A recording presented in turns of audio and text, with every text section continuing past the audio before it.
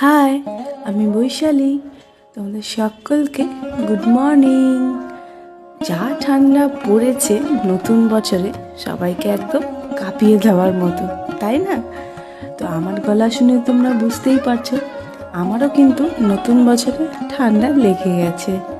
আর এই ঠান্ডাতে ঘরের সমস্ত কিছু কাজকর্ম করা, সে যে কী কষ্ট।